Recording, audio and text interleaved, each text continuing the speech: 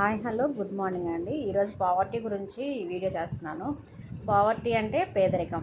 పేదరికం అంటే కనీసం మినిమం నీడ్స్ కూడా పొందలేని స్థితిని మనము పావర్టీ అంటాం, పేదరికం అంటాం. అంటే తినడానికి ఆహారము, గృహము, వస్త్రము ఈ మూడు కూడా లేని స్థితిని మనము పేదరికం అని అంటాం.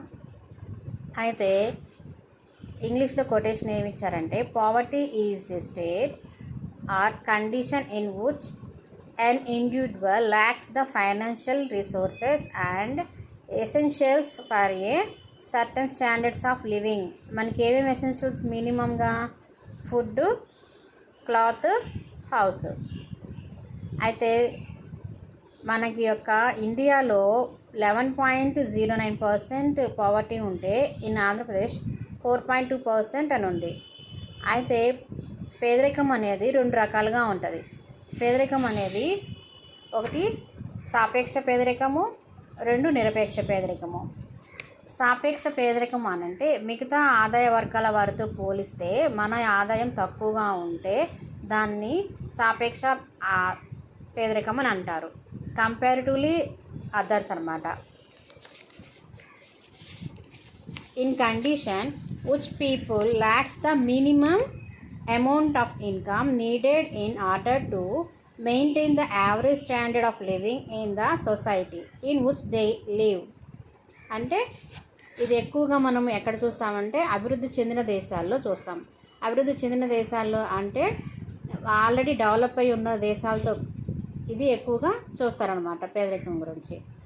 మరి నిరపేక్ష పేదరికం అంటే కనీస సౌకర్యాలు కూడా పొందలేని స్థితిని నిరపేక్ష పేదరికం అని అంటారు. ఇది అభివృద్ధి చెందుతున్న దేశాలలో ఎక్కువగా ఉంటుందన్నమాట. అయితే దీనికి ఒక కారణాలు ఏంటి? పేదరికానికి గల కారణాలు ఏంటంటే, ఫస్ట్ నుంచి కూడా మనని భారతదేశాన్ని వలస రాజ్యాలు ఎక్కువగా పరిపాలించడం వలన మన యొక్క ఆర్థిక స్థితిగతులపై మనకు కమాండింగ్ లేకుండా పోయింది. వాళ్ళు ఏం చేశారు? ఎంతసేపటికి మన దేశం నుంచి మన దేశంలో పండిన వస్తువులను ఎగుమతి చేసుకున్నారు. మన యొక్క పరిశ్రమలు కానీ, చేనేత పరిశ్రమలు, కుటీర పరిశ్రమలు కూడా డెవలప్ అవ్వకుండా చేశారు. ఉద్యోగాలు ఇచ్చినా కానీ కంపేర్ టు వాళ్ళ పీపుల్తో పోలిస్తే మనకి చాలా తక్కువ జీతాలు ఇచ్చేవాళ్ళు. అందులో మన దేశం ఎక్కువగా వ్యవసాయం పైన ఆధారపడి ఉండడం వల్ల తక్కువ ఆదాయాన్ని లభిస్తుంది. ఎందుకనంటే వ్యవసాయ రంగంలో ఒక కమతంలో పనిచేయడానికి 4-5 సరిపోతారు, కానీ కుటుంబం మొత్తం కూడా దాని మీద ఆధారపడి ఉండడం వల్ల అప్పట్లో మనకి పెద్ద పెద్ద కుటుంబాలు అందరూ ఉమ్మడి కుటుంబాలుగా ఉండేవారు కదా. మిగతా వాళ్ళు పని చేసినా కానీ వాళ్ళ నుంచి ఎటువంటి మనకి ఆదాయం అనేది అంతగా కనిపించదు అనమాట. అట్లా ఉండడం వల్ల మన భారతదేశంలో పేదరికం అనేది పెరుగుతూ వచ్చింది. ఆ తర్వాత మనకి స్వాతంత్రం వచ్చాక ప్రణాళికలు రచించుకొని దాన్ని మళ్ళీ తిరిగి పుంజుకోవడానికి కొంత సమయం అనేది పట్టింది. ప్రణాళికలు కూడా మనకి ఫస్ట్ ప్రాధాన్యత ఇచ్చింది వ్యవసాయ రంగానికి. వ్యవసాయ రంగంలో అంతా కొంత ప్రాధాన్యత పెరిగినప్పటికీ, అభివృద్ధి జరిగినప్పటికీ తర్వాత పరిశ్రమలు, తర్వాత ఆర్థిక మాంద్యాలు, ఇట్లాంటి కొన్ని చిన్న చిన్న పరిస్థితులు, యుద్ధాలు అలాంటివి ఏర్పడడం వల్ల కొంత ఆర్థిక పరిస్థితి అంత మెరుగ్గా లేదు. ఆ తర్వాత మనకి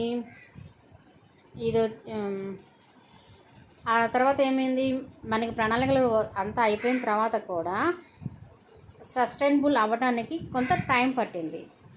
గవర్నమెంట్ ఫామ్స్ అవటము, కొన్ని చిన్న డిస్టర్బెన్సెస్ వల్ల. అయితే ఇప్పుడు మనకి ఇంకొక ప్రధాన కారణం కూడా ఒకటి ఉంది.